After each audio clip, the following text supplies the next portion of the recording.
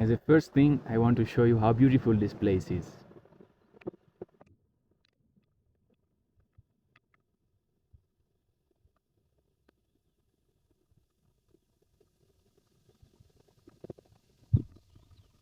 There's a river, beautiful mountains, nobody here.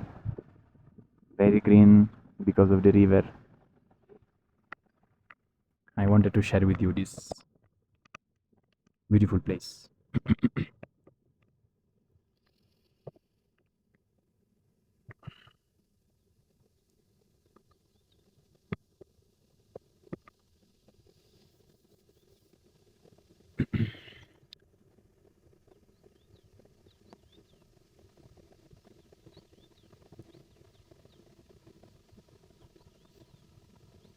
The moment we see that unpleasantness, and obviously I'm talking about psychological unpleasantness, something that we create, not physical, which might be created by some external factor. What we create mentally, psychologically, we do it. I say this every time because this is just the base to see it clearly how it is.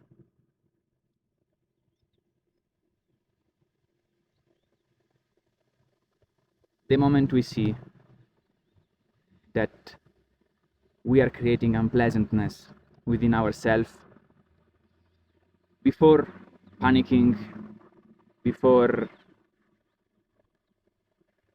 getting anxious, terrified, because we don't know what is going on, we just sit. We just sit, doesn't matter where. Hopefully, if you have the possibility of sitting in a beautiful place like this, obviously it will help. And you just see that there is nothing outside that is giving you this unpleasantness. It's something in a way that you are building in.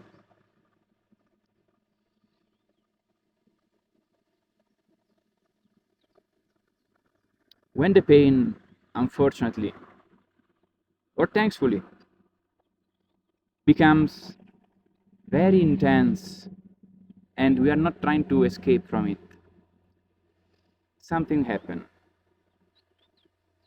Before that, unfortunately, before somehow destroy into powder the idea that we have over our lives and over our well-being, the idea that we have of over how we should be to be joyful and all those things. Unfortunately, before doing this, mind wants to just grab anything to not die, because the moment you will reduce it into powder, it's no more. Obviously you still have a mind, but you saw that it has no use in terms of life if you want to experience the way it should be experienced life.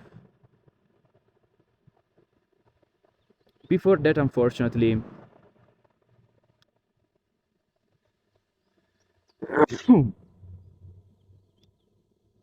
you have an idea. Somehow you settle for yourself certain parameters, lot of parameters. And if some of them doesn't match what is going on, excuse me, then you might feel a little bit sad. Maybe you feel the desire of having a beer, but still you manage. The moment all the parameters are not settling your expectation, you're not fulfilling your parameters, not life parameters. You make it up.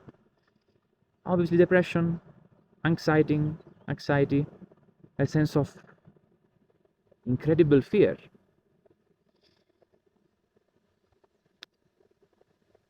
Before realizing that the only way to get out from this circus, which is a circus, is hilarious, because somehow you pick up a lot of information outside, you do some elaboration here, and you set your parameters. Now you tell me, is this an intelligent way of living? Obviously not. Every time I talk about your creation, this is your creation. Not because you are able to create a mountain, but you can create a mess with yourself. In my experience, before crash and just make it into thin air, all the idea that you have over life, which obviously involves to a huge transformation. Unfortunately, mind to avoid this, he will try desperately to find some new goal, some philosophy, some belief. Try to pick anything from outside to blame, all those things. It's very natural. You think, how should I get rid of this pain? Maybe should I go in an island? Maybe should I do this sport? Maybe should I do that? Maybe should I become something different? Somehow setting other parameters. It is not about having new parameters, having new ideas of how you should be, new philosophies. You just destroy them.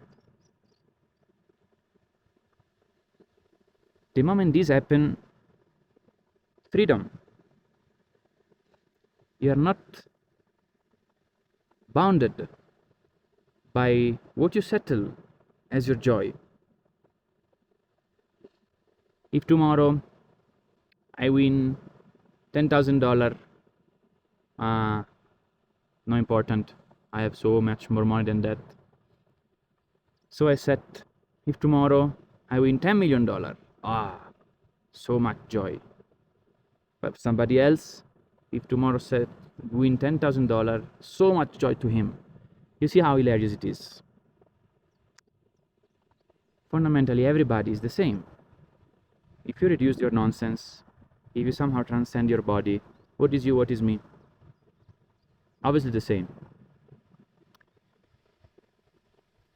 The only reason why we feel isolated, as I always say, is because we dress up our minds in a certain way, and our body also, but mostly our minds.